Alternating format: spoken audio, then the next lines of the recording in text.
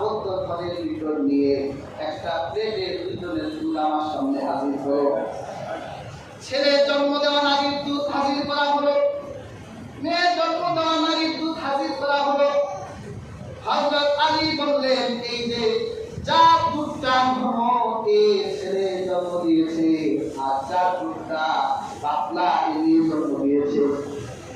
কারণ আল্লাহ কোরআনে বলেছেন প্রত্যেক নারী পুরুষের অর্ধেক, প্রত্যেক নারী থেকে পুরুষ ডবল পাবে। তিনি এই আয়াতের উপর বিশ্বাস করেছে যে কন্যা সন্তান যে নারী জন্ম দিয়েছে সে মেয়ের জন্ম দিয়েছে, আর যা দুধ ঘন সে ছেলে জন্ম দিয়েছে। হযরত আলী বলে, যদি আমার এই ফায়সালা মিথ্যা হয় তাহলে আমি শিশুকে এখন, ছেলে বাচ্চাটিকে এখন জবাই করে দিব। তখন প্রকৃত ছেলের মা বলল, হে আমিরুল মুমিনিন, আপনি বাচ্চাকে আপনি হত্যা করবেন না, আপনি ওই মহিলাকে দিয়ে দেন, আমি কন্যা দিতে রাজি হয়ে গেলাম। তখন হযরত আলী বলল, দেখো দরজা সন্তানতা। পরে ওই রমণী স্বীকার করছে যে আমার স্বামী আমাকে কন্যা জন্ম দিয়ে দেখে আমাকে অপবাদ দিচ্ছে, আমাকে অপমান করছে, এই জন্য আমি এই ছেলেটা চুরি করে দিয়ে গিয়েছিলাম। এমন বুদ্ধিমত্তা, এমন আকল আলী হয়েছিলেন, কারণ আমার নবী তো বলেছেন, আমি জ্ঞানের শহর, আমি শহরের দরজা বন্ধ করি। আরেকটা ঘটনা আছে, আলীর মানাকে বর্ণনা করলে দিনের পর দিন বলা যাবে। তিন ব্যক্তি একসাথে খাবার দিতে বসেছেন। একজনের কাছে 5টা রুটি, আরেকজনের কাছে 3টা রুটি, আরেকজনের কাছে কোনো রুটি নেই। তো তারা যেহেতু 3 জন একসাথে বসেছে, তো তারা এই 8টা রুটি সমান ভাগ করে, একটা রুটিকে 3টা টুকরা করে সমান ভাগ করে তারা রুটি খেয়েছে। খাওয়ার পর যে লোকটার কোনো রুটি ছিল না, ওই লোকটা 8টা দিরহাম দিয়ে গেল যে ভাই আমার কাছে তো কোনো রুটি ছিল না, আমি 8টা দিরহাম আপনাদেরকে দিলাম, আপনারা ভাগ করে নেবেন। যার কাছে 5 রুটি ছিল সে ভাগ করলো যে কাজ করো, আমার তো 5টা রুটি ছিল, আমি 5 দিরহাম নেই, আর তোমার কাছে 3 রুটি, তুমি 3 দিরহাম। ওই লোকটা বললো যে না, আমি এই ভাগ মানি না। তুমি কি মানো? বলে 8টা দিরহাম যেহেতু দিয়েছে, তুমি 4টা নাও, আমারও 4টা নাও। দুইজন তো তুমুল ঝগড়া লাগলো, তাদের বিচার সালিশ এখন দরকার। তারা সালিশ নিয়ে হযরত আলী রাদিয়াল্লাহু তাআলা আনহুর কাছে গেলেন। হযরত আলী রাদিয়াল্লাহু তাআলা আনহু 3 রুটিওয়ালাকে বলল, এই লোকটা তোমার যা দিতে চায় তুমি তা নিয়ে নাও, তুমি 3 দিরহাম নাও, যেহেতু সে দিতে চায়, আগে 5 দিরহাম নেই, এটাই তোমাদের জন্য ভালো হবে। 3 রুটিওয়ালা বলে, না, যেটা প্রাপ্য আপনি সেটা দেন, আমি বেশিও চাই না, কমও চাই না, বিচারে যাও, আমি যা পাবা আমাকে তাই দেন। হযরত আলী বলল, যদি তোমাকে 1 দিরহাম দেই, তুমি তো 1 দিরহাম পাবে। ওই লোকটা বলল, কিভাবে আমি 1 দিরহাম পাবো? তখন হযরত আলী রাদিয়াল্লাহু তাআলা রুটির হিসাব করলেন, মানুষ পাইছো রুটি 8টা, 24 টুকরা হয়েছে। একজনে কয় টুকরা করে খেলো? 8 টুকরা করে খেলো, 3 8 24।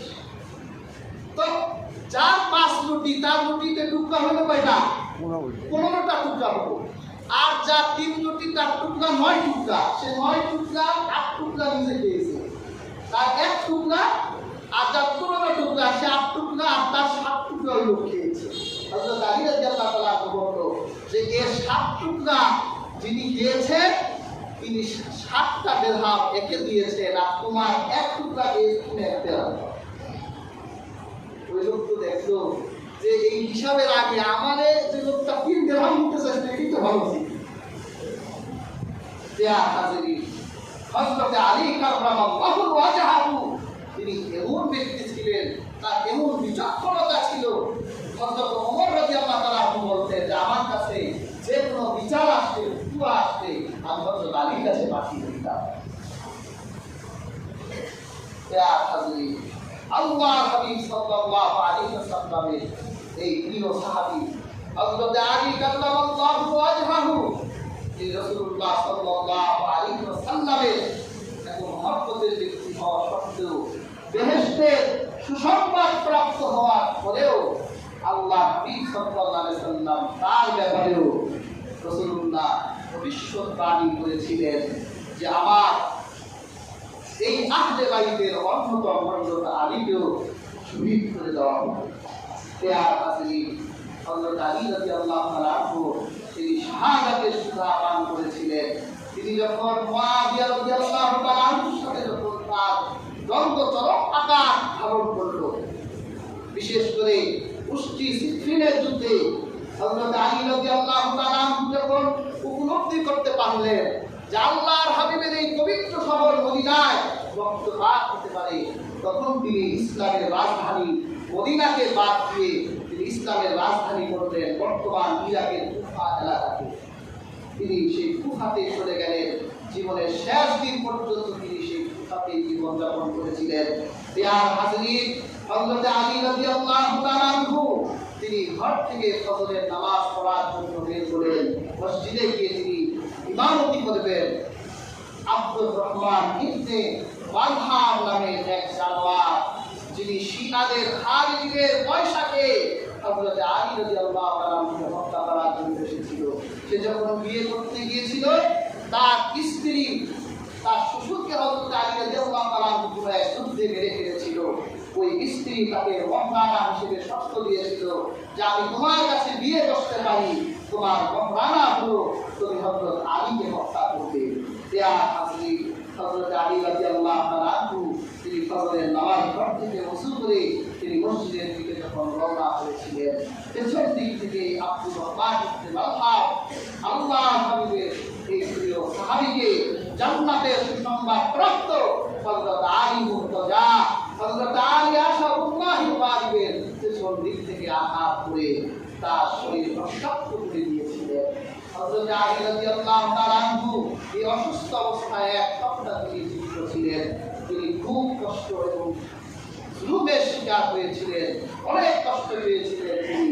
এরপর হযরত আলী রাদিয়াল্লাহু তাআলা আনহু অনেক বর্ণনা এসেছে তিনি 63 বছর বয়সে শাহাদাতের পেয়ালা পান করে তিনি শহীদ হয়ে গেলেন। তার জানাজার নামাজ হযরত হাসান রাদিয়াল্লাহু তাআলা আনহু পড়িয়েছিলেন। প্রিয় হাজরিন, তিনি যে চিন্তা করেছিলেন যে রক্তপাত এই উম্মতের হাতে রক্তের ঘাম লেগে গেছে, সেটাই সত্য হলো। যে কুফাতে তিনি শহীদ হলেন, এই কুফাতে তার পরিচার টুকরা সন্তান ইমাম হাসানকে শহীদ করা হলো। আবার এই কুফার কারবালার প্রান্তরে তার পরিচার টুকরা সন্তান ইমাম হুসাইন রাদিয়াল্লাহু তাআলা আনহুকে নির্মমভাবে শহীদ করে দেওয়া হয়েছিল। তিনি যে সবুজ প্রসারী চিন্তা করেছিলেন, তার চিন্তায় সত্যে পরিণত হয়েছিল। প্রিয় হাজরিন, এইভাবে আল্লাহর হাবিবের এই সোনালী প্রজন্ম, সাহাবায়ে কেরামের প্রজন্ম আমাদের থেকে বিদায় নিয়েছে। এই সাহাবীদের প্রজন্মই ছিল শ্রেষ্ঠ প্রজন্ম। আল্লাহর হাবিব এই সাহাবীদের এই প্রজন্মকে সর্বশ্রেষ্ঠ আখ্যায়িত করেছেন। আল্লাহর হাবিব সাহাবীদের মর্যাদা বর্ণনা করতে গিয়ে তিনি বলেছেন, আসহাবি কান্নুজুম বিআইহিম ইক্তাদাইতুম ইক্তাদাইতুম। আমার এক একজন সাহাবী আকাশের তারকার মতো। সুবহানাল্লাহ। তোমাদের যে কেউ আমার একজন সাহাবীর অনুসরণ করবে, সে হেদায়েত পেয়ে যাবে, সে জান্নাতি হয়ে যাবে। সাহাবীদের সমালোচনা করব না। আজকের এই 1000 বছরেও আল্লাহর হাবিবের শ্রেষ্ঠ সাহাবীদেরকে অনেকে গালিগালাজ করে। হযরত আলী রাদিয়াল্লাহু তাআলা আনহুকে অনেকে গালি দেয়, হযরত মুআবিয়া রাদিয়াল্লাহু তাআলা আনহুকে অনেকে গালি দেয়। মনে রাখবেন, যারা সাহাবীদেরকে গালি দেয় তারা ফাসিক, তারা মুনাফিক, তারা কাফের। কাজে আমরা কোনো সাহাবীকে গালি দিব না। সাহাবীরা নিষ্পাপ ছিল না, তাদের দ্বারা ভুল হয়েছে। আল্লাহ এই ভুলের বিচার করবে, আমরা বিচার করার কেউ না। আমরা কি জাহান্নামে যাবো? অনেকে মুআবিয়া রাদিয়াল্লাহু তাআলা আনহুকে মুনাফিক জাহান্নামী বলে। সাবধান, যারা সাহাবীদের গালি দেয় তারা ফাসিক, তারা মুনাফিক, তারা কাফের। কাজে আমরা সাহাবীদেরকে ভালোবাসবো। সাহাবীদের ভালোবাসা আমাদের হৃদয়ে স্থান দিব। আল্লাহ হাবিব সাল্লাল্লাহু আলাইহি ওয়াসাল্লাম সাহাবীদেরকে সম্মান করতে বলেছে, আমরা সাহাবীদেরকে সম্মান দিব। আল্লাহ তাআলা আমাদের প্রত্যেকের হৃদয়ে সাহাবীদের ভালোবাসা, আজমত, সম্মান আমাদের হৃদয়ে প্রতিষ্ঠিত করুন। সেই তৌফিক আল্লাহ সুবহানাহু ওয়া তাআলা আমাদেরকে দান করুন। যারা শ্রদ্ধা করেননি